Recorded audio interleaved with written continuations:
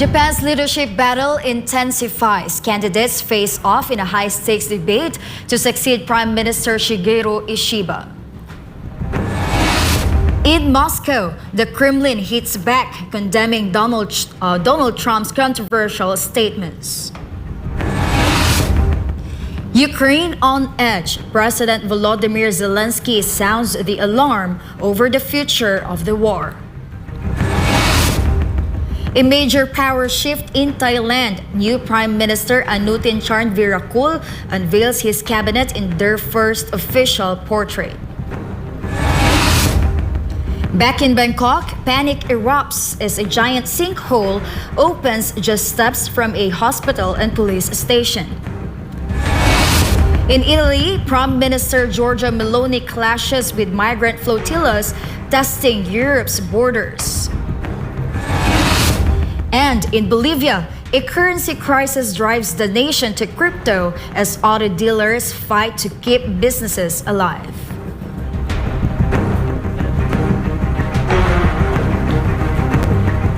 I'm Kristel Guangco. Newsline World starts now.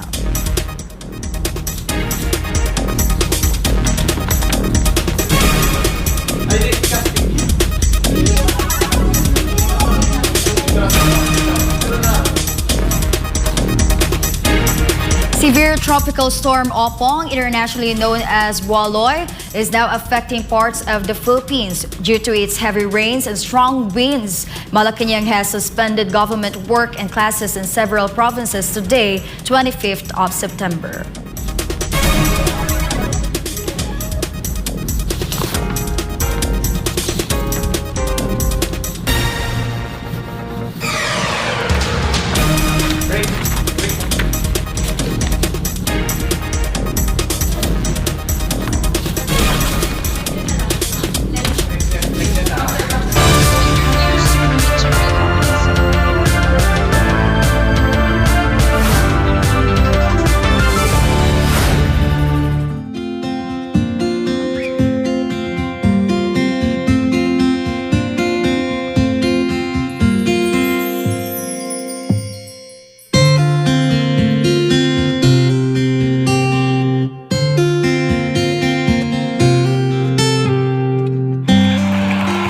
Children will grow up and bring the joy, the love, the peace, and compassion to the whole world.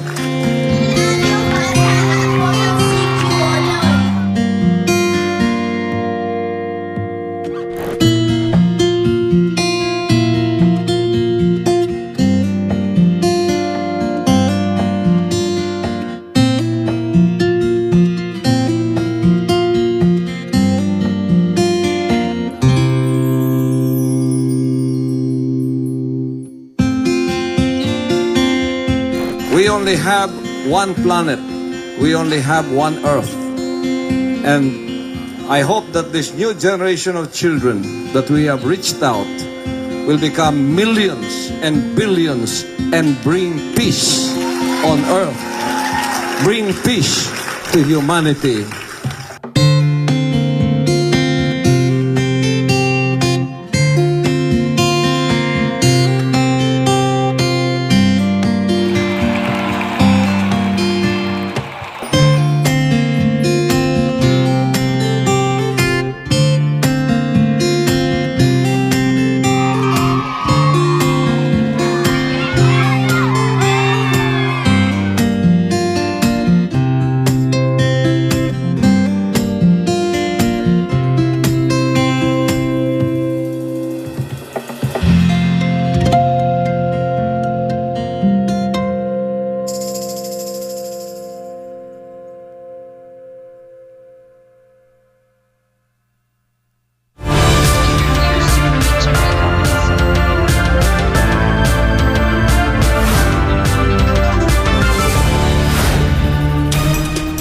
Severe tropical storm Opong, internationally known as Waloy, is now affecting parts of the Philippines. Due to its heavy rains and strong winds, Malacanang has suspended government work and classes in several provinces today, 25th of September.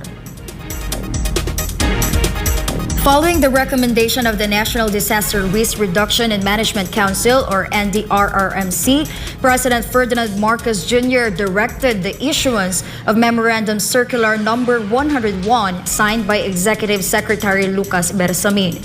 The memorandum orders the suspension of work in government offices and classes at all levels in Sorsogon, Masbate, Northern Samar, and Eastern Samar.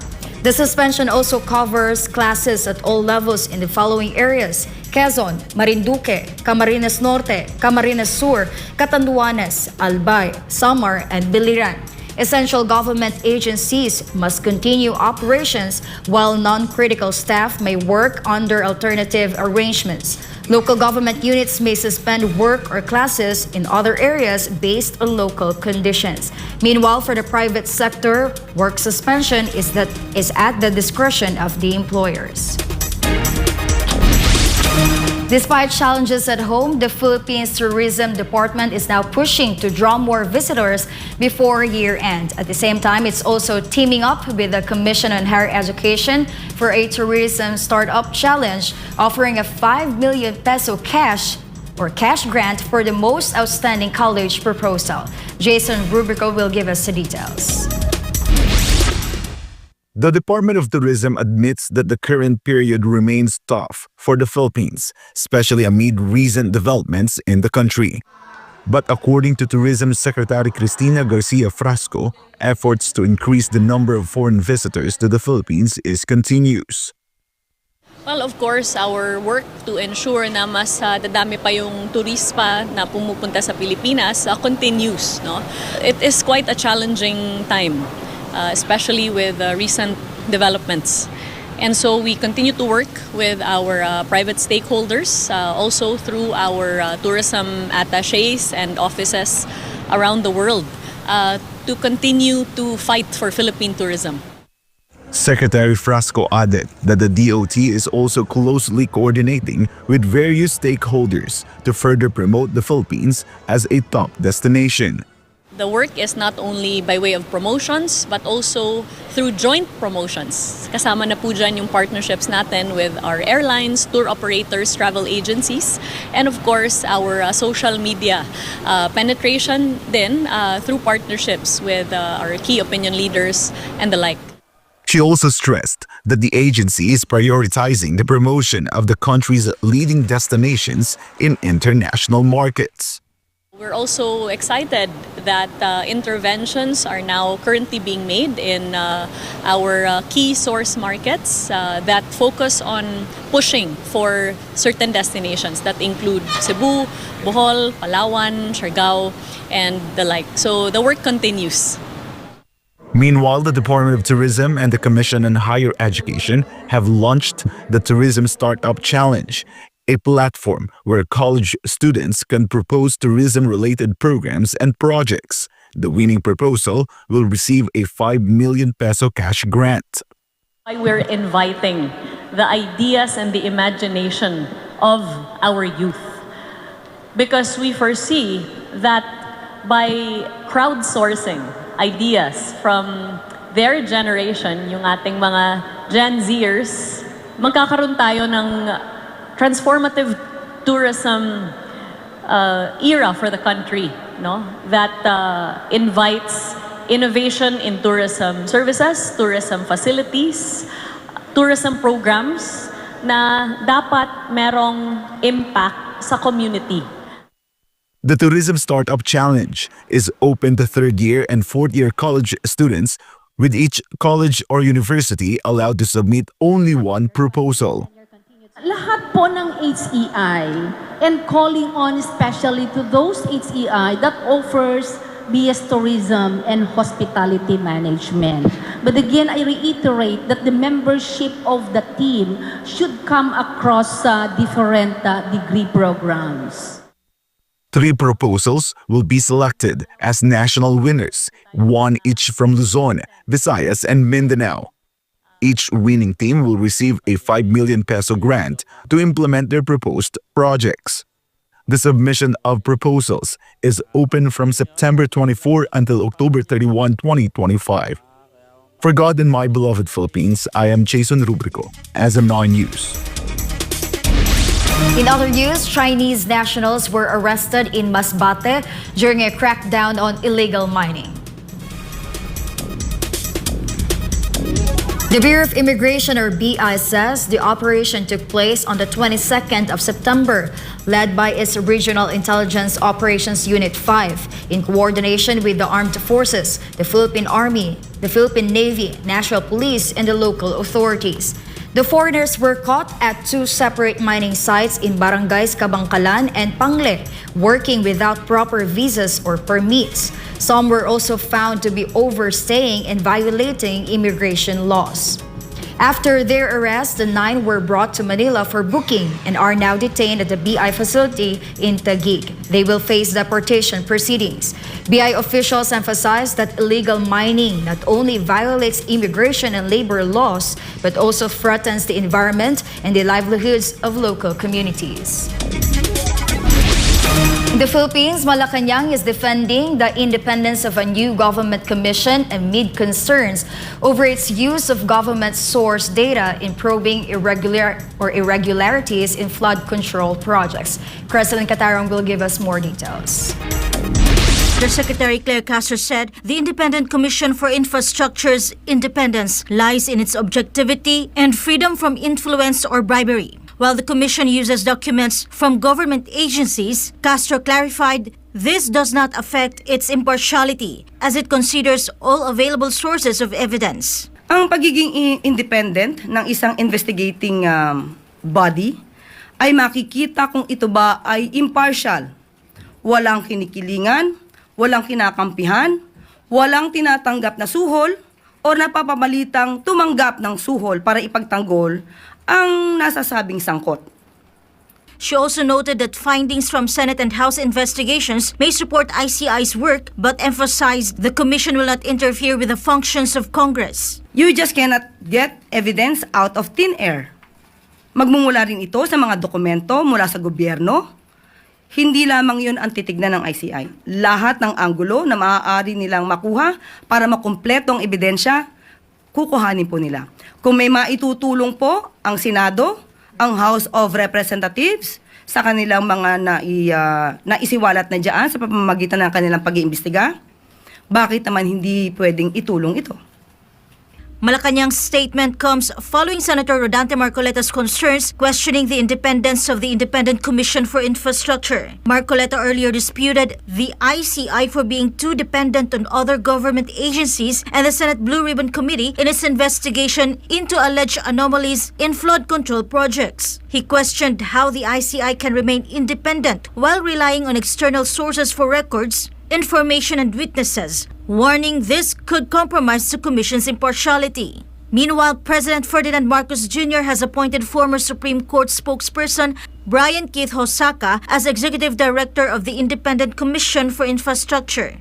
Hosaka, a former commissioner of the Governance Commission for GOCCs, will assist the ICI in probing alleged misuse of funds in flood control and infrastructure projects over the past decade. The ICI, created under Executive Order No. 94, is chaired by Andres Reyes Jr., with members Rogelio Singson and Rosana Fajardo. Baguio Mayor Benjamin Magalong serves as special advisor and lead investigator. For God and for my beloved Philippines, this has been Kristel Guangco, SMNA News.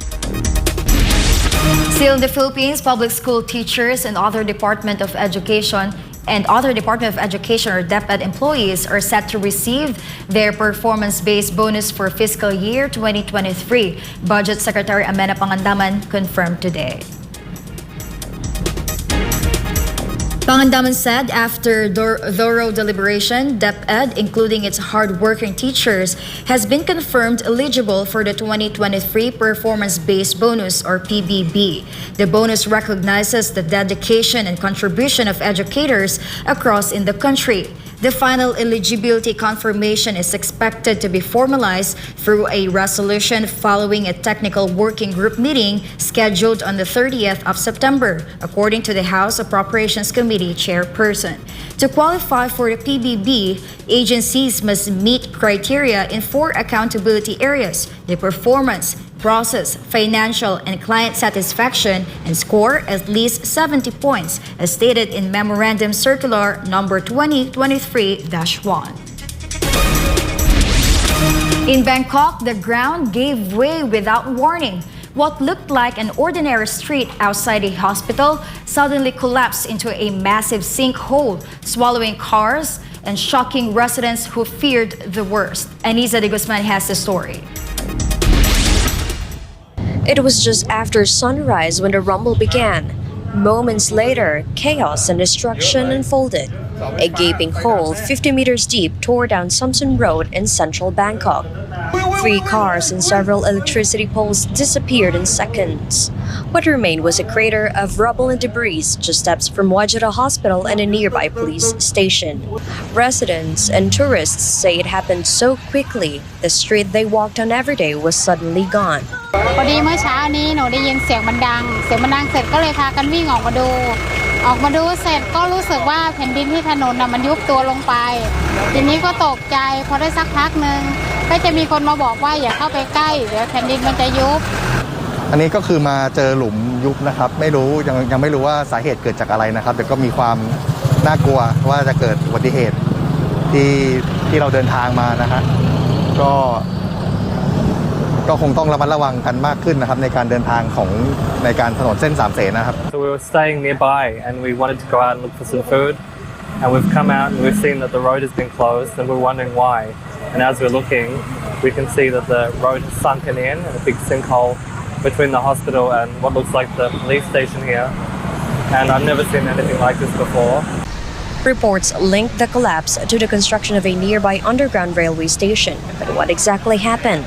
What happened here is the last ground subsidence next to the subway station. The problem is that we just expected that this is a subway tunnel. It connects to the station box, all right? And if you see this, they have a gap. And what happened is, this is collapse here, okay? So the ground above flow into the hole because this area is collapsed. This is what happened here. So we have to declare this area emergency area. First, what I recommend to close this. If you don't close this, ground, soil, water keep going to this hole. So it is going to be dangerous around here. So we have to close this. And then we have to install the monitoring system. The sinkhole measures 30 meters wide and the danger zone now stretches 100 meters in every direction. Emergency crews have evacuated nearby buildings, including Wajira Hospital. Authorities report no casualties when the ground gave away. However, one official was injured after trying to lift a car out. Fortunately, rescuers quickly saved him. ก็มีการเปลี่ยนแปลงของพื้นที่ก็ทำให้เจ้าที่ได้รับบาดเจ็บไปท่านหนึ่งนะครับตอนที่จะลงไปยกรถขึ้นมาแล้วก็ดินมันสไลด์มาใส่ตัวท่านแล้วก็มีการต้องรีบดึงขึ้นมา For a city used to traffic jams, not sinkholes, Bangkok streets are now under scrutiny. And for its residents, the cars and poles vanishing into the earth is hard to forget. I'm Anisa de Guzman, your global citizen correspondent, reporting for Newsline World. Thailand's newly appointed Prime Minister has marked his first official day in office with a ceremonial photo alongside his ministers following royal approval. Cars were seen arriving ahead of the ceremony as staff laid out a red carpet before Prime Minister Anutin Charnvirakul led his ministers into position for the group shot. The new government takes office after a turbulent political season. In June, Charnvirakul's Boom Jai Thai party walked out of Paetong Tarn Shinawakat's cabinet after a leaked phone call with Cambodian Senate President Hun Sen. When Paetong Tarn was dismissed by the Constitutional Court in August, Charnvirakul secured support from the People's Party on the condition that he dissolve parliament within 4 months, pursue constitutional reform, and avoid forming a majority coalition. Charnvirakul was elected on the 5th of September and officially sworn in on the 7th. Coming up, Japan's leadership battle intensifies. Candidates face off in a high-stake debates to succeed Prime Minister Shigeru Ishiba. Ukraine on edge. President Volodymyr Zelensky sounds the alarm over the future of the war. Newsline World will be back.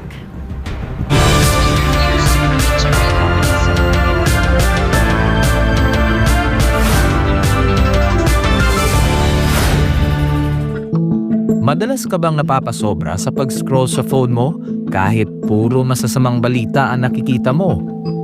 Isipin mo ito. Nakahiga ka na sa kama, nagche-check lang ng phone bago matulog. Tapos, hindi mo na malayan, ilang oras ka na palang nagbabasa at nanonood ng mga balita tungkol sa digmaan, sakuna, politika at lahat ng masasamang nangyayari sa mundo. Nakakaramdam ka na ng kaba at pagod, pero tuloy mo pa rin ang scroll mo. Ang tawag dyan ay doom scrolling. Ito ang habit ng paulit-ulit na pagtingin sa mga negatibo o nakakadepress na content tulad ng digmaan, krimen o problema sa mundo. Nakaka-stress pero hindi mo pa rin mapigilan. Ayon sa isang pag-aaral ng Texas Tech University, ang sobrang konsumo ng masasamang balita ay nauugnay sa pagtaas ng stress, anxiety at pisikal na sintomas gaya ng pagkapagod at sakit ng ulo. Ayon naman sa Harvard Health, ang doom scrolling ay nagpapataas ng fight or flight hormones tulad ng cortisol at adrenaline na nakakapagpabigat ng isip at katawan. Nakakaapekto ito sa iyong mood, tulog at maging sa mental at physical health mo. At kapag naman puro memes at random na content ang pinapanood mo ng sunod-sunod hanggang sa mawalan ka na ng gana na mag-isip at gumawa ng iba pang gawain, ang tawag naman dyan ay brain rot.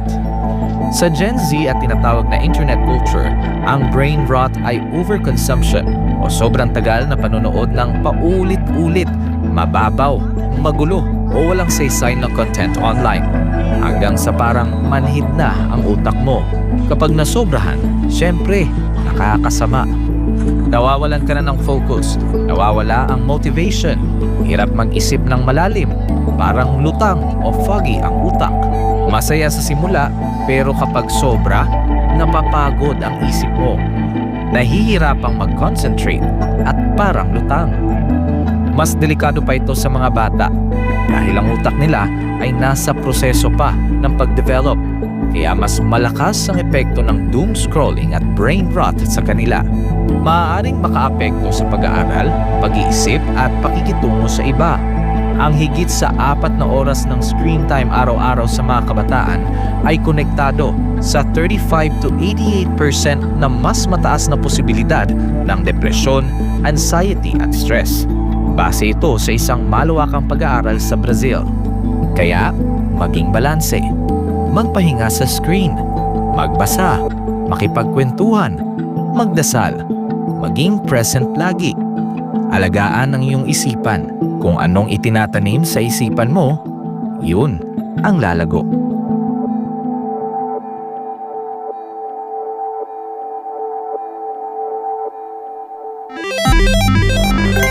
Isang pindot lang, pwede kang maka-jackpot.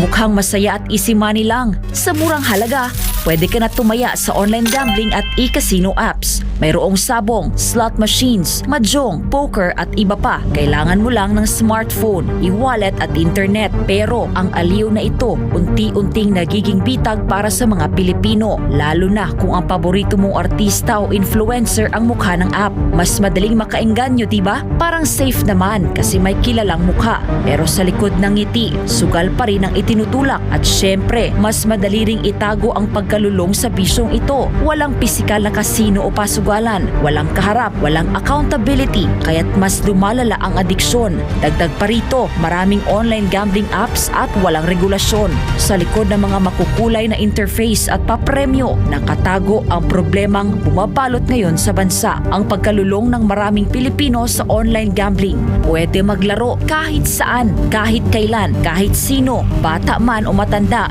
pwedeng malulong.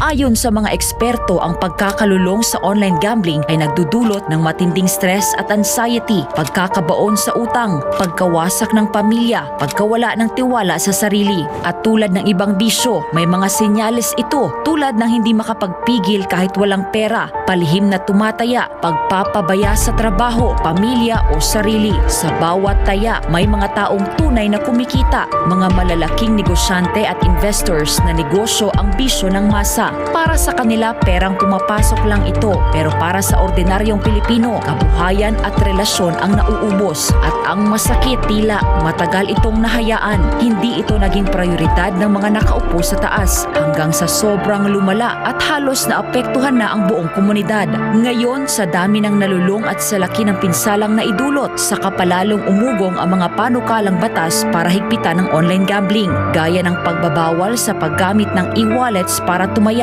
pagtaas ng minimum bet, mas mahigpit na identity verification, pag-block ng mga illegal na gambling sites, at bawasan o ipagbawal ang mga ads na target ang kabataan. Maaari itong magmukhang laro lang, pero sa katotohanan, isa itong sugal sa kinabukasan. Ang kita na dapat sa mga pangunahing pangangailangan o ipon na uubos sa sugal. At sa mundo ng online gambling, mas madali kang matalo kaysa manalo. Huwag hayaang sugal ang magdikta sa iyong buhay. Isang paalala mula sa SMNI.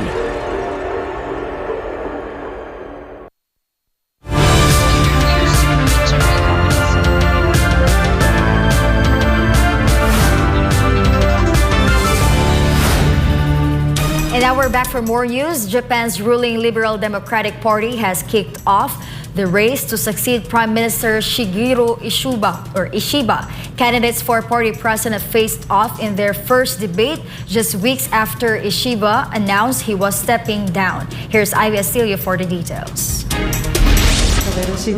Who will be the next Prime Minister of Japan? Contenders Chief Cabinet Secretary Shimasa Hayashi, former Economic Security Minister Sanai Takaichi and Kobayashi Takayuki, former LDP Secretary General Motegi Toshimitsu, and Agriculture Minister Koizumi Shinjiro are vying to succeed Shigeru Ishiba as the head of the Liberal Democratic Party. The five candidates went head-to-head in Tokyo on Wednesday in their first debate.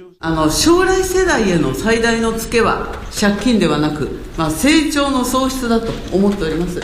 Takaichi argued that Japan's heavy debt is manageable because over 90% of its government bonds are held by domestic investors. 名目成長率が国際金利を上回る状況というものをしっかりと維持できれば、債務残高の対 GDP 比、これは自然に安定していく、財政の持続可能性というものを重視いたしております。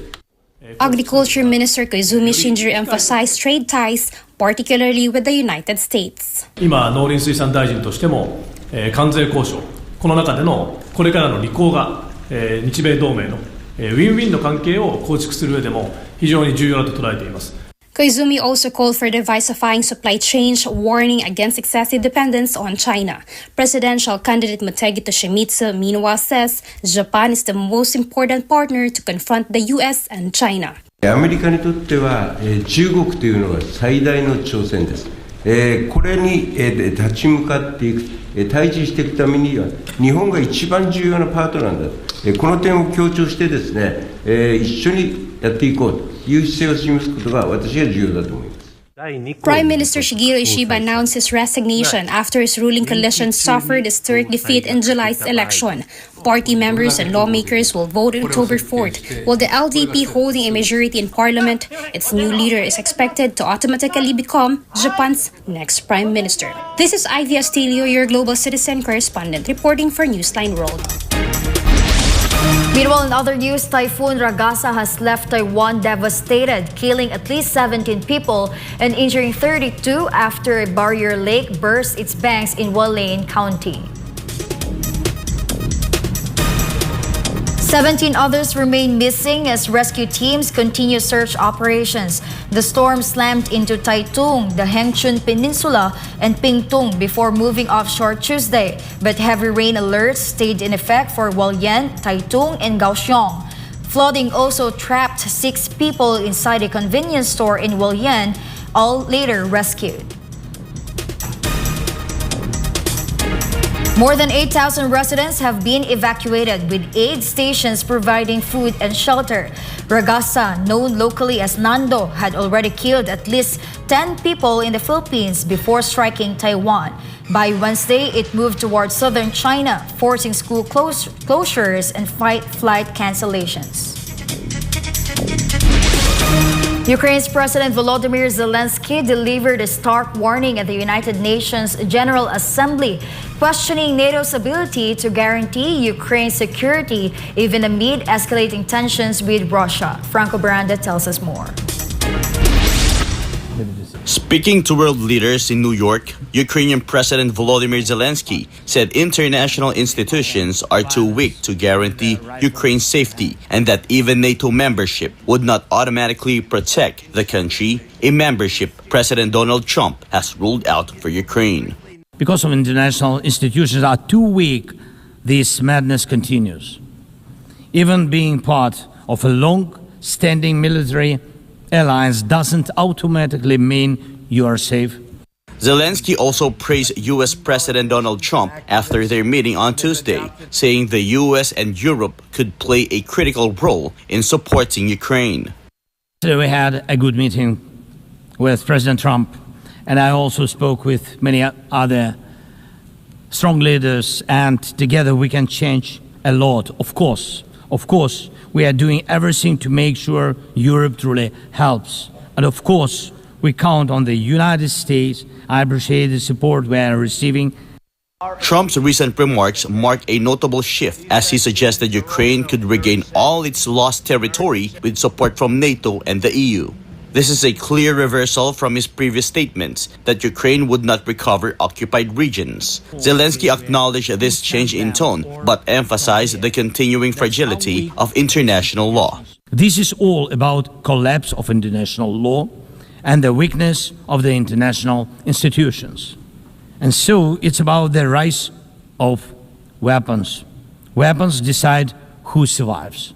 The Ukraine president also linked recent high-profile murders and assassination, including that of refugee Irina Zarutska, conservative activist Charlie Kirk, and the attempt on President Trump to what he described as the global consequences of institutional weakness and unchecked military force. Reporting for Newsline World, Franco Baranda, SMNI News. China is now Ecuador's biggest Asian banana customer. Exports surged more than a third this year, thanks to the new trade ties and shifting tariffs. This report from Julian Gutierrez. Ecuador's banana shipments to China rose by more than 37% in the first 7 months of 2025, cementing Beijing as the country's top Asian buyer according to the Banana Marketing and Export Association. Banana farms in Machala, Ecuador were busy this week as workers harvested, cleaned, and packed bunches bound for Chinese markets. The growth in exports follows the United States' decision to impose a 15% base tariff on Ecuadorian products, pushing producers to seek stronger trade ties in Asia. The free trade agreement signed between Ecuador and China in 2024 has also fueled optimism among exporters. Under the deal, tariffs on bananas will gradually decline over 10 years until they reach zero, making access to the Chinese market more competitive. Industry leaders say Ecuador is focusing on regions that value quality and fair pricing, while farmers welcome the new opportunities after years of struggling with limited access due to freight costs and high tariffs. Nosotros vamos a estar donde se genere una mejor condición para nuestro producto, mejor apreciación en precio, que no se lo use como un producto gancho para poder ganar en demás, sino más bien que en el mercado de frutas nosotros tengamos un mejor posicionamiento. Y estoy seguro que en los nichos del mercado chino, donde aprecian la calidad, vamos a poder hacerlo. Jillian Gutierrez, your citizen correspondent, reporting for Newsline World. After the break, in Italy, Prime Minister Giorgia Meloni clashes with migrant flotillas testing Europe's borders. And in Bolivia, a currency crisis drives the nation to crypto as auto dealers fight to keep businesses alive. Don't go away, Newsline World will be back.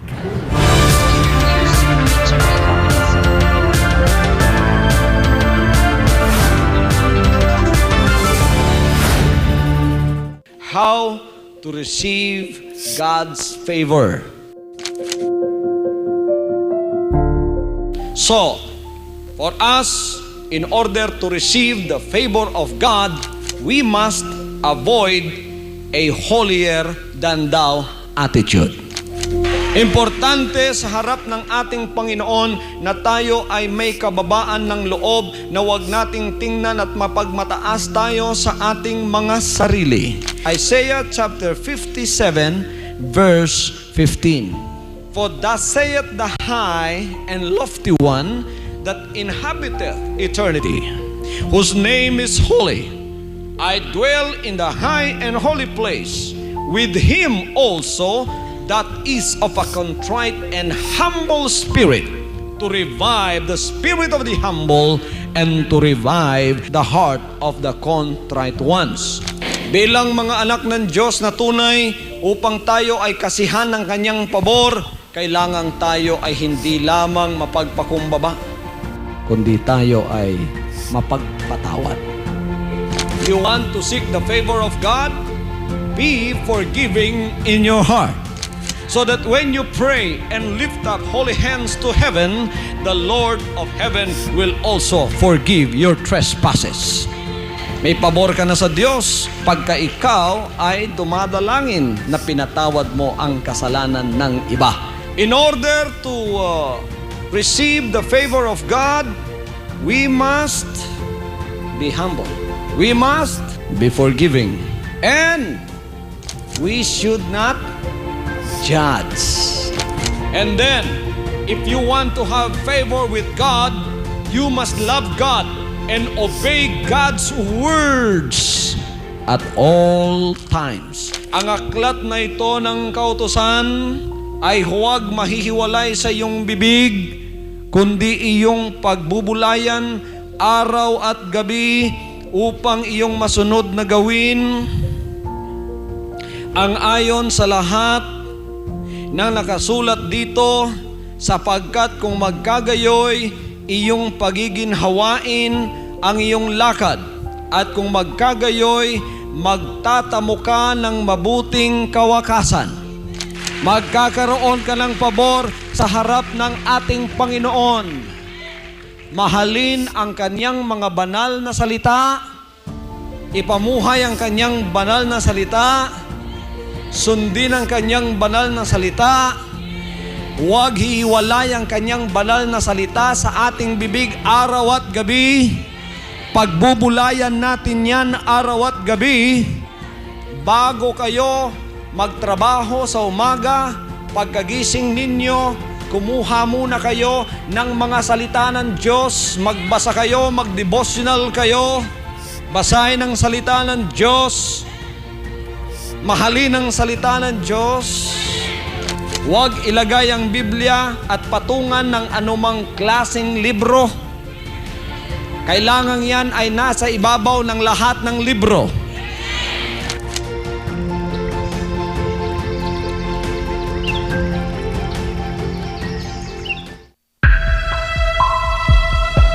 Sa kabila ng mga mas modernong kaalaman at teknolohiya, nananatiling matindi ang banta ng HIV sa Pilipinas. Pero gaano nga ba kalala ang sitwasyon? Ang HIV o Human Immunodeficiency Virus ay isang sakit na sumisira sa immune system ng katawan. Ngunit tandaan, hindi ito nakukuha sa simpleng pakikisalamuha. Hindi mo agad mararamdaman, pero unti-unti nitong pinapahina ang katawan. At kapag hindi naagapan, humahantong ito sa AIDS, ang huling yugto na impeksyon, kung saan halos wala ng panlaban ng katawan laban sa sakit. Patuloy na dumadami ang kaso ng sakit na ito sa Pilipinas. Isang nakababahalang pagtaas. Umabot na sa 500% ang itinaas ng HIV cases sa mga kabataang edad 15 hanggang 25. Ayon mismo sa Department of Health, 56 na bagong kaso ang naitatala kada araw sa bansa mula Enero hanggang Marso 2025. At ang pinakamatinding apektado, ang kalalakihan at kabataang Pilipino. Dahil dito, ang Pilipinas na ngayon ang may pinakamataas na bilang ng bagong kaso ng HIV sa buong Western Pacific region.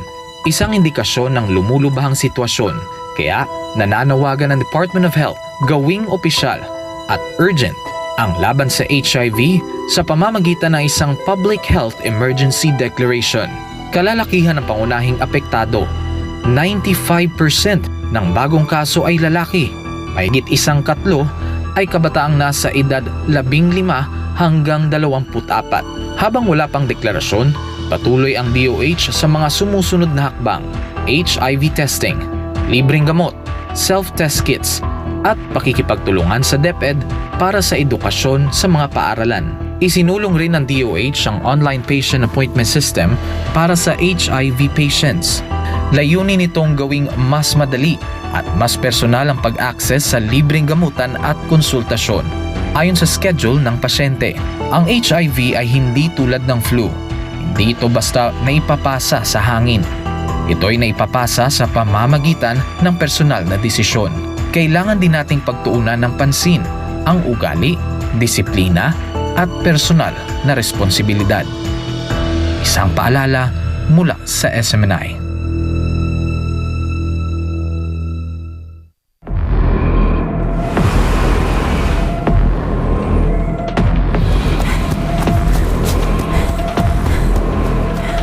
Hoy, magnanakaw! Tingin! Pulis to! Hala, magnanakaw! Magnanakaw! Magnanakaw! Hoy, magnanakaw! Magnanakaw! Magnanakaw! Ano kayang gagawin ko? Ipamimigay ko yung konti para tumigil sila sa pag-iingay. Pare, magnanakaw, namimigay ng pera. Ito ang sayo. Wow! Ang bait ng magnanakaw! Ito naman sayo. Kuya, yung eto share ko! Sana Huwag ka nang maingay. Eto pa. Tama na yan. Nakikipalato lang kayo eh. Huwag nang maingay.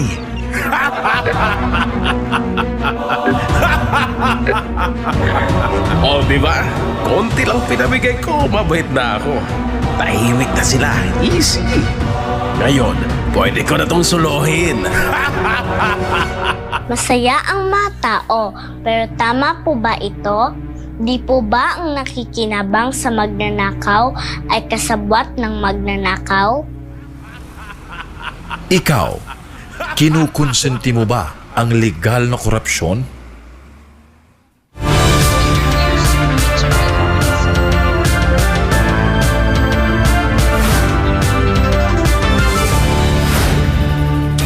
Now we're back for more news. In Romania, firefighters battled a massive warehouse fire in Bucharest overnight.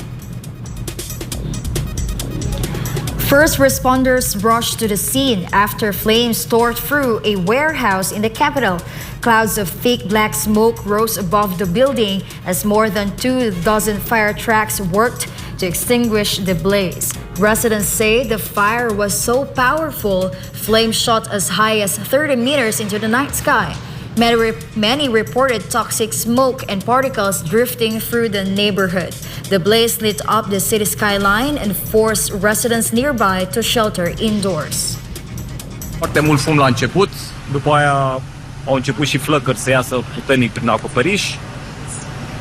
Zona toată era irespirabilă. Dacă ieșeai afară, trebuie să stăm cu geamuri închise aici, în locuințe.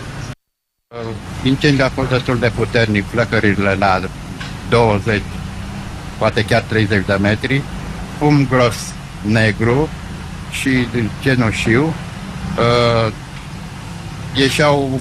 Erau particule PM2,5, PM10, dacă știți despre ce e vorba. Stăm la aproximativ 20 de metri de incendiu, am stat, a trebuit să iau mașina de aici, să o duc în altă parte. Au fost persoane care au diferite alergii care au fost afectați, inclusiv de fum și de particule. Authorities deployed 26 fire trucks, including a robot-operated engine, to contain the flames, which spread across 7,000 square meters before being brought under control around midnight. No casualties have been reported at this time. The cause of the blaze remains under investigation as crews continue to monitor the site for possible flare-ups.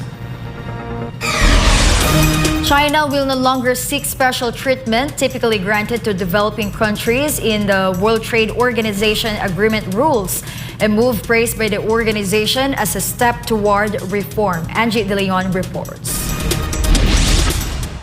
At a high-level meeting on the Global Development Initiative during the UN General Assembly, Chinese Premier Li Qiang said Beijing will not pursue any new special or differential treatment in current or future World Trade Organization negotiations. 在此背景下，中方宣布，在世贸组织当前和未来谈判中，不寻求新的特殊和差别待遇，进一步彰显了中方以实际行动支持多边贸易体制的坚定立场和大国担当。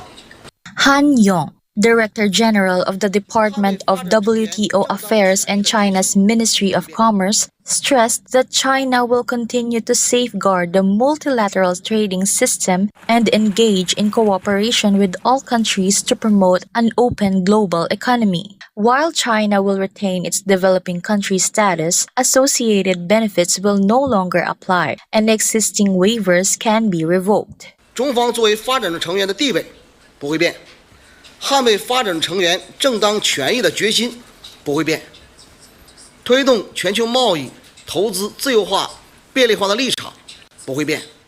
China has long classified itself as a developing nation, even as the world's second-largest economy, giving it access to certain trade advantages, including higher tariffs and subsidies. The United States and European countries had repeatedly complained about China benefiting from WTO's SDT system.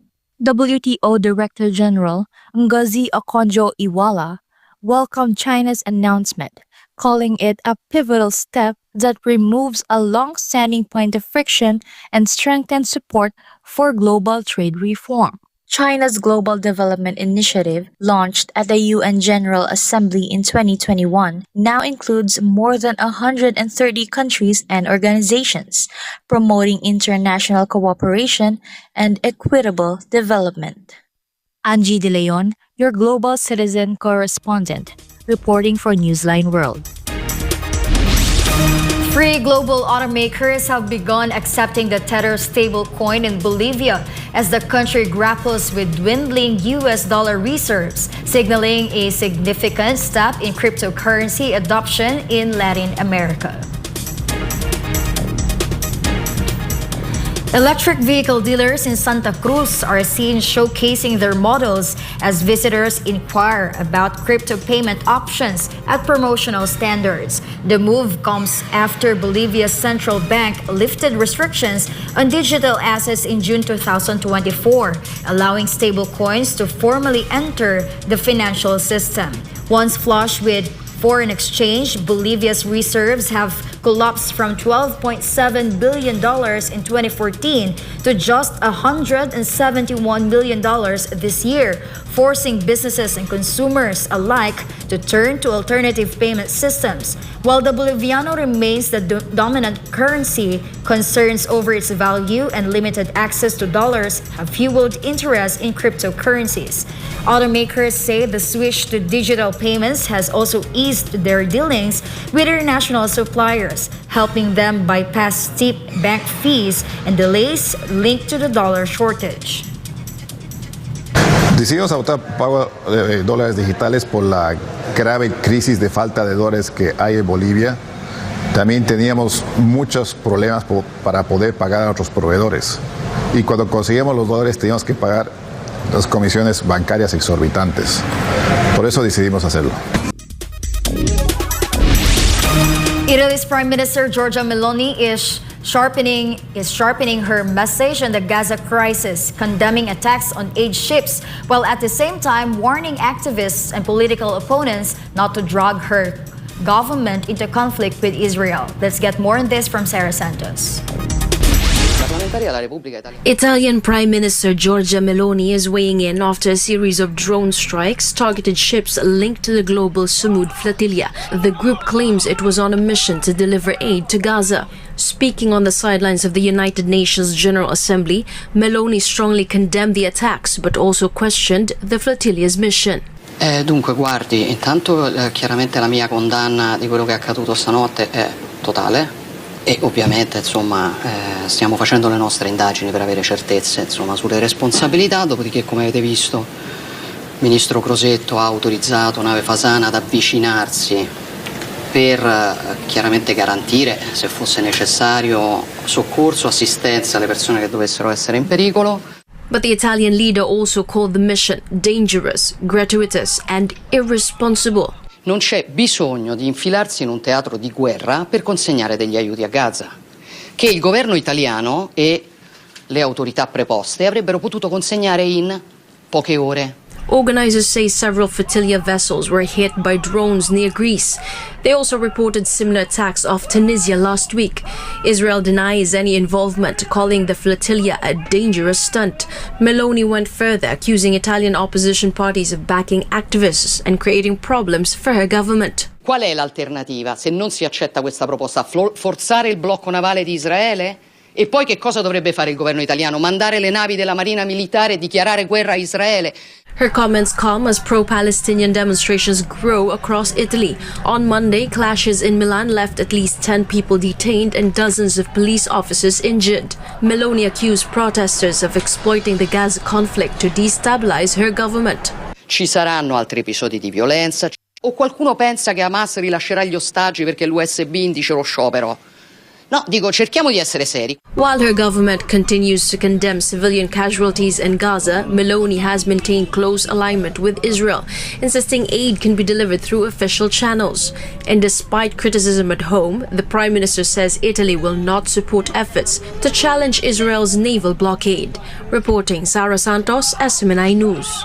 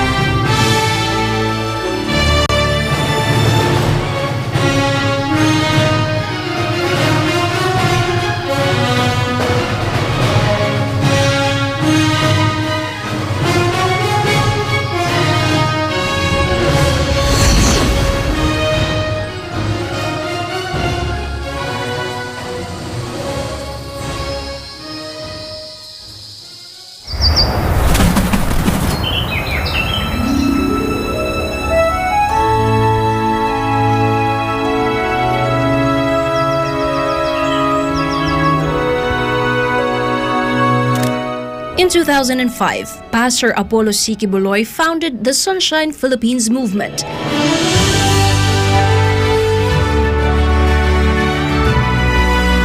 A mission rooted in love for nature and nation.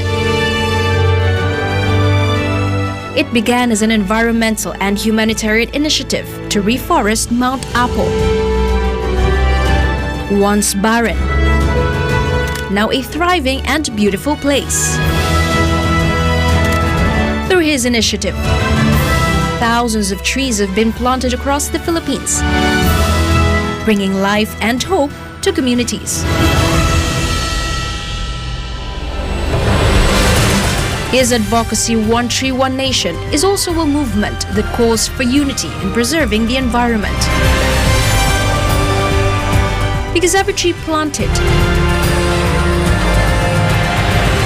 is a step towards unity, healing, and a greater future.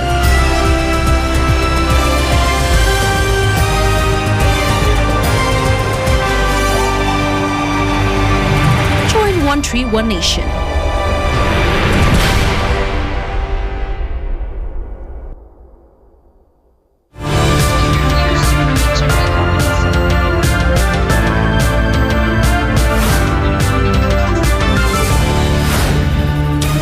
The Kremlin is pushing back after President Donald Trump labeled Russia a paper tiger.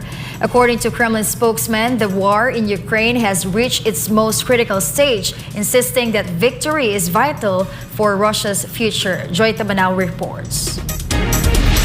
Amid the ongoing conflict between Russia and Ukraine, Kremlin spokesman Dmitry Peskov insisted that Moscow must win. Тут война. Да, СВО это одно, а то, что происходит вокруг нас, это война. Но сейчас самый острый этап войны, и она достаточно судьбоносна. Нам нужно ее выиграть ради наших детей, ради наших внуков, ради их будущего. Peskov also responded to U.S. President Donald Trump, who had described Russia as a paper tiger while questioning its military and economic strength. It could be that Russia is a paper tiger.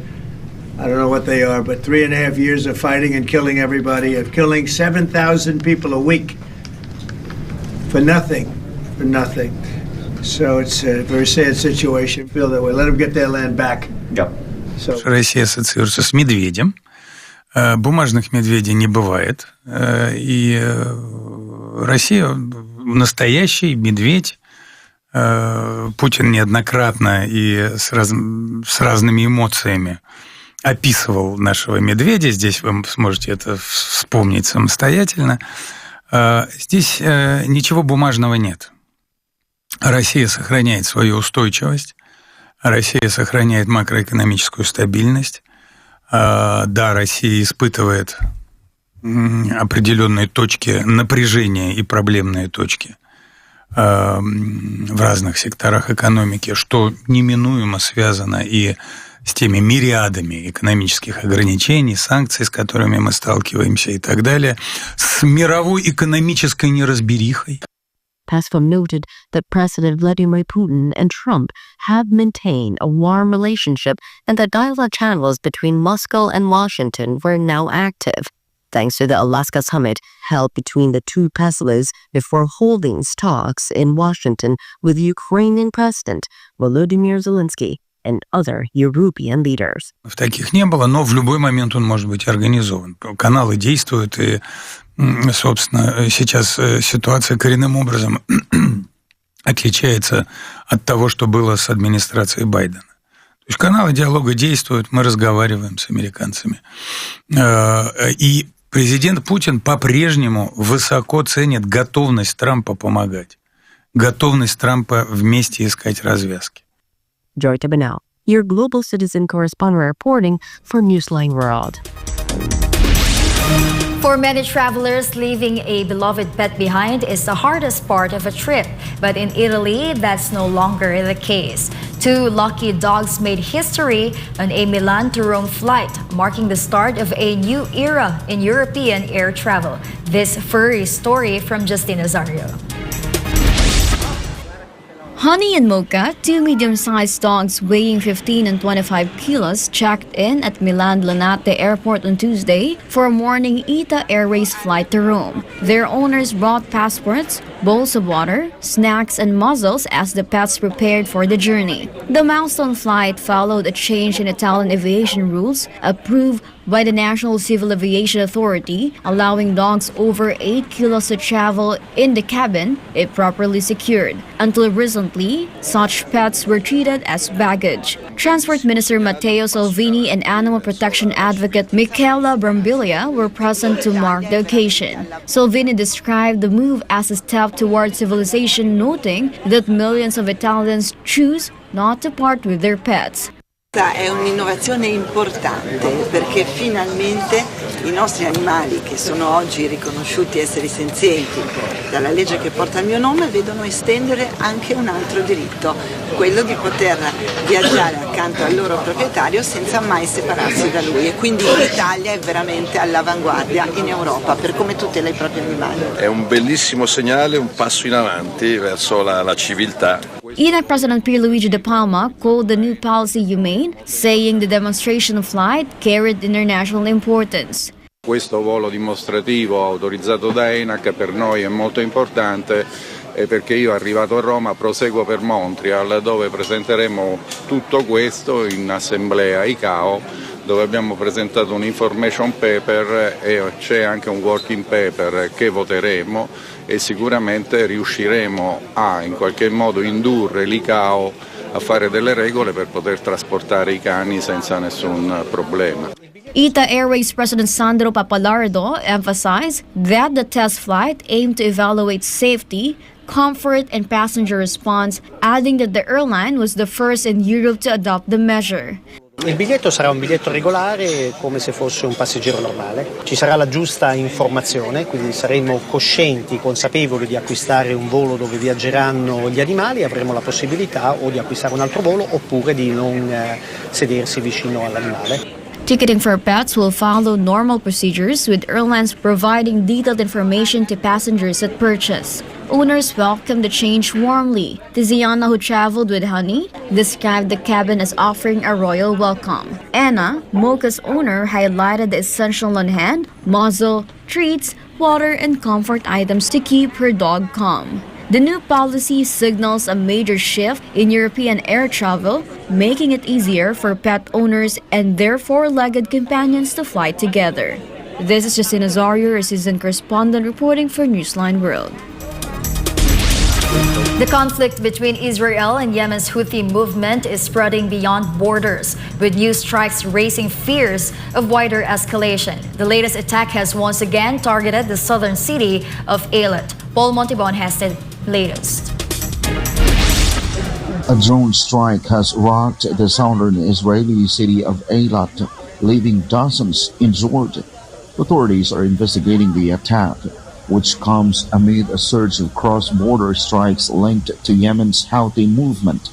In the port city of Eilat, Israeli security forces cordoned off the scene of a drone strike Wednesday. Ambulance crews, police, and soldiers were deployed as authorities set up a perimeter. Israel's National Ambulance Service, Magen David Adom, said 20 people were taken to hospitals, including 2 in serious condition. Local media later reported the number of injured has risen to 24. No group has claimed responsibility, but the attack follows a string of drone and missile strikes by Yemen's Houthi movement.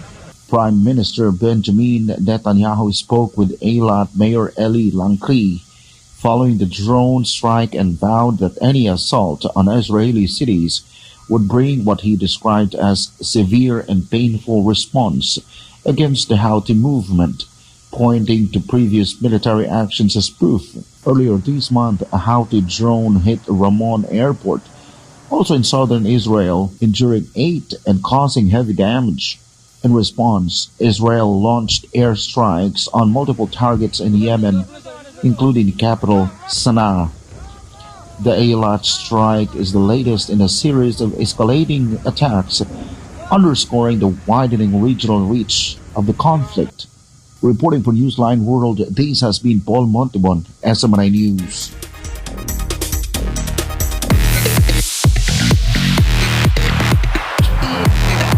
Today's Hollywood headline, Sean Diddy Combs is days from sentencing as lawyers push for early release. And Jimmy Kimmel returns to late night with an emotional monologue defending free speech. Let's hear more from Sigrid Castañeda. Music mogul Sean Diddy Combs is days away from sentencing, but his lawyers are asking the court to let him go free. In a new filing, Combs' legal team argued he has already suffered enough, pointing out he spent nearly 13 months inside the Metropolitan Detention Center in Brooklyn.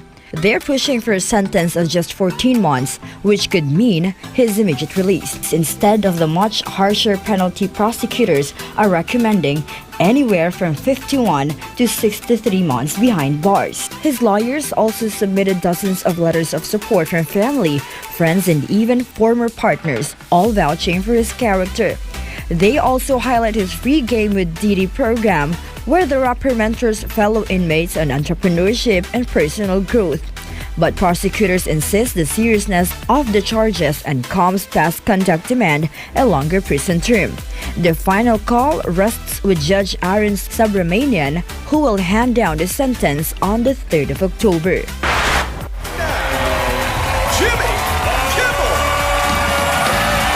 Late-night host Jimmy Kimmel is back on air, returning to his standing ovation after his show was suspended last week. His comeback episode drew loud cheers, emotional moments, and a powerful defense of free speech. Jimmy Kimmel Live made its much-awaited return Tuesday night, greeted with a warm welcome, a standing ovation, and loud applause from fans in the studio. The show went dark after Kimmel's September 15 monologue, where he addressed the death of activist Charlie Kirk and criticized how politics surrounded the tragedy. On his return, Kimmel became emotional, clarifying he never intended to make light of Kirk's passing. But I do want to make something clear because it's important to me as a human, and that is, you understand that it was never my intention to make light of the murder of a young man.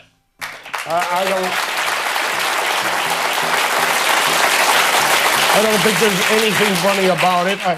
But I understand that to some that felt either ill-timed or unclear, or maybe both. And for those who think I did point a finger, I get why you're upset. If the situation was reversed, there's a good chance I'd have felt the same way. I have many friends. The late night also reminded viewers that he had posted a heartfelt message to Kirk's family on Instagram last week. I posted a message on Instagram on the day he was killed, sending love to his family and asking for compassion, and I meant it, and I still do. But the monologue didn't end there. Kimmel shifted to a broader issue, blasting he called government overreach and the threat of censorship. That a government threat to silence a comedian the president doesn't like is anti-American. That's anti-American. Kimmel's 30-minute monologue has since gone viral, topping 18 million views on YouTube, the most watched in the show's history. Since premiering in 2003, Jimmy Kimmel Live has become a late-night staple, known for viral comedy bits, star-studded interviews, and unforgettable monologues. And with his return, the Emmy-winning host proved once again why Jimmy Kimmel Live remains a favorite among late-night audiences. That monologue is already being called one of Kimmel's most powerful moments on air. This is Sigrid Castañeda, your citizen correspondent, bringing you the latest showbiz.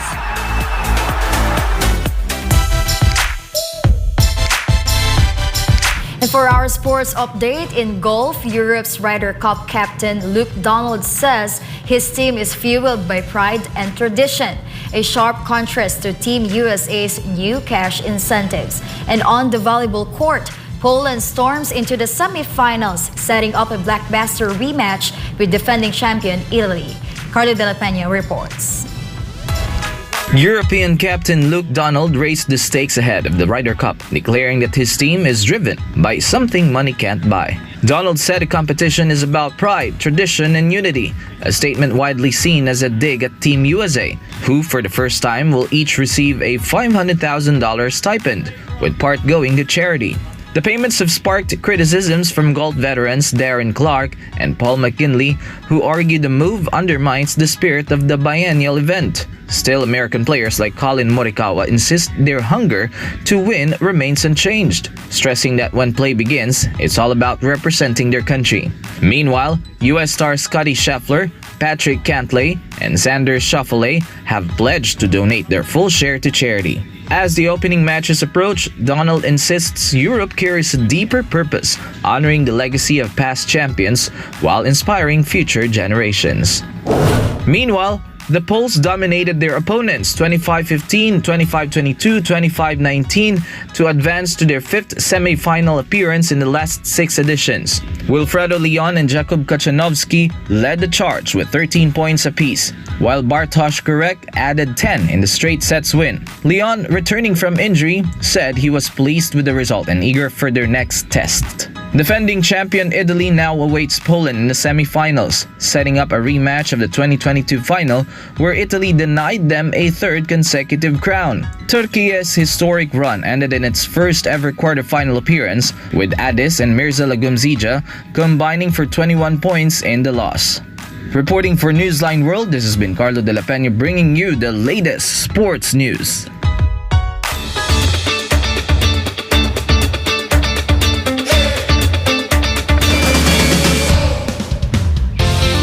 Her father's life was not saved alone by medicine, but by the courage of his 9-year-old son, who became one of the youngest stem cell donors and gave his dad the ultimate gift, more time together. Sherilyn Valenio for the story. A 9-year-old boy from Southern California has given his father the gift of life by donating stem cells in a life-saving procedure. Dr. Nick Mondek, an anesthesiologist from Los Angeles, was facing an aggressive relapse of leukemia earlier this year. With time running out and no donor match available, the outlook was grim until his young son, Stephen, turned out to be a match. In what doctors call a rare and remarkable case, Stephen, then just 9 years old and weighing 70 pounds, became one of the youngest stem cell donors on record. Despite the difficulty of the procedure for someone his age, Stephen never hesitated. The transplant was a success. Mondek credits his son for giving him not only more time, but a renewed sense of purpose. Stephen, meanwhile, says he's proud of what he did, and all his friends are proud of him too. To Mondek, his son isn't just a hero, he's a superhero. Thanks to his son's courage, Mondek now looks forward to many more years of treasured family moments. A powerful reminder that heroes don't always wear capes. Sometimes, they're just kids with big hearts. Sherilyn Valenio, your citizen correspondent, reporting for Newsline World. And before we end, may you be inspired with the words of the Son.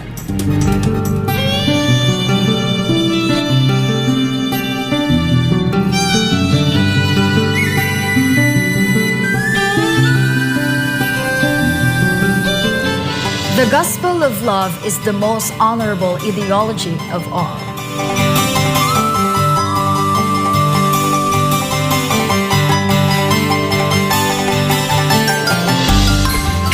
And as we keep track of the countdown, there's only 91 days left before Christmas.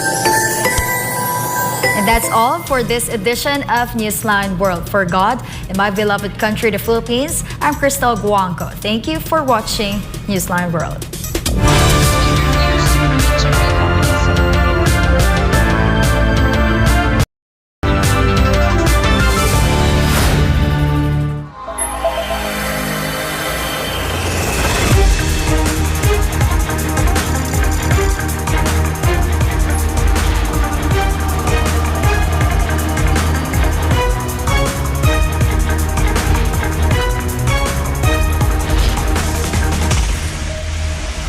This is SMNI News Channel.